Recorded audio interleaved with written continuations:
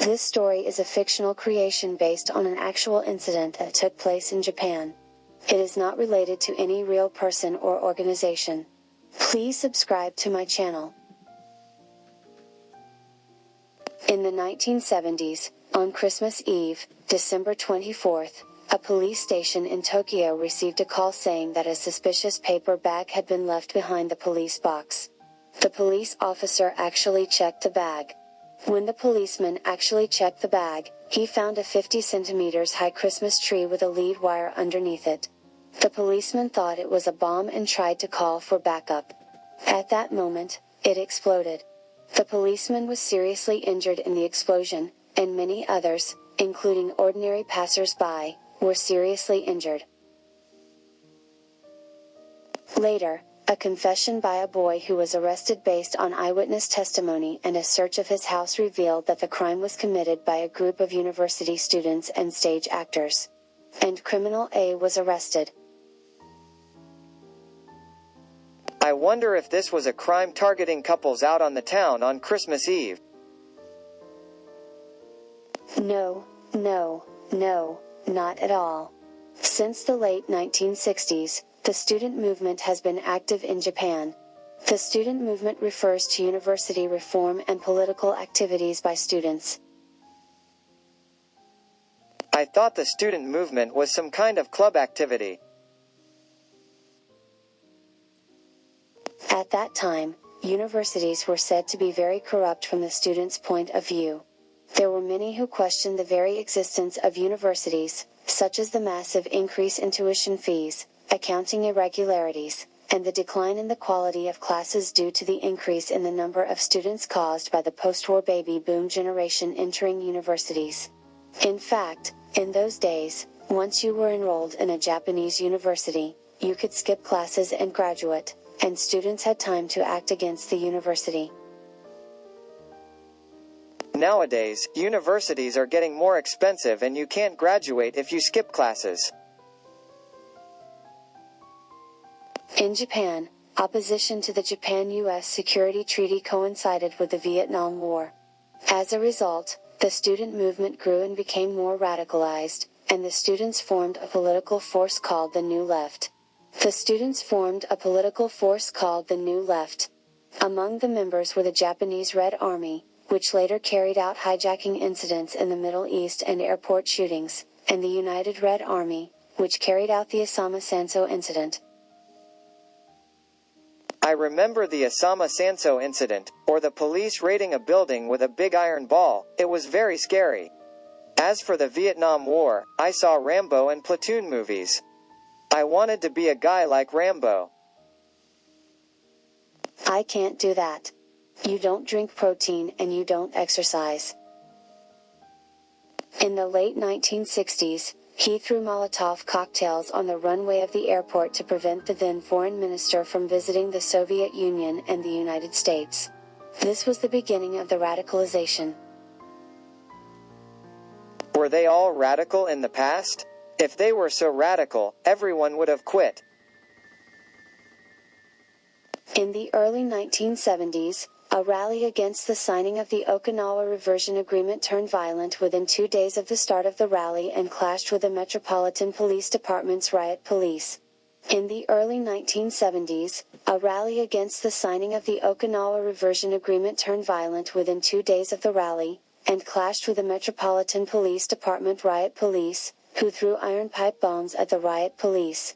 In the previous incidents, the victims had been police or government officials, but this Christmas bombing targeted ordinary people, not the police or government officials, and it became a major incident that shook Japan. The arrested A was a member of the Black Helmets, one of the most popular student movement groups at the time, and his group. It is said that they wore black helmets, which represent anarchism, as opposed to the red helmets of communism. In recent years, there had been a number of bombings in Tokyo by political groups and the New Left using peace cans, a brand of cigarettes. All of them targeted specific targets, such as the Metropolitan Police Department's riot police building or the American Cultural Center, but what made this incident different was that it was indiscriminate. It's a terror that not only civil servants on the public power side but also ordinary people are victimized. Yes, there was a big shake-up in Tokyo in terms of the indiscriminate attack that chose the night of Christmas Eve, a night crowded with many people. It's a terrible story. I wonder how the trial went.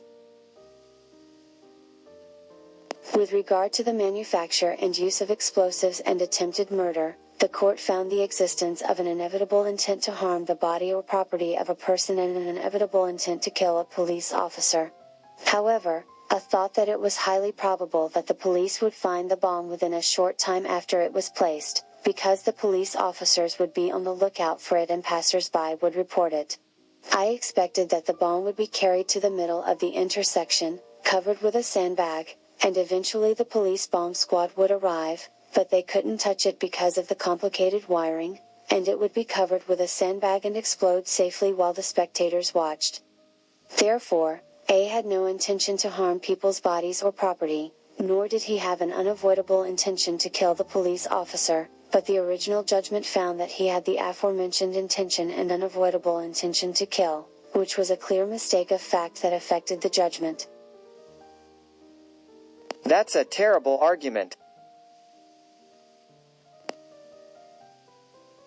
I suppose so.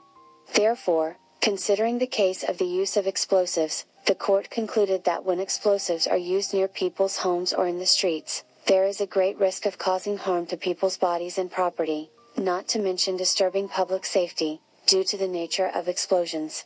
Therefore, even if the act is done with other intentions, it should be considered that the intention to harm, in other words, the intention to harm, coexists with the act, and it is reasonable to conclude that it is a case with the purpose to harm.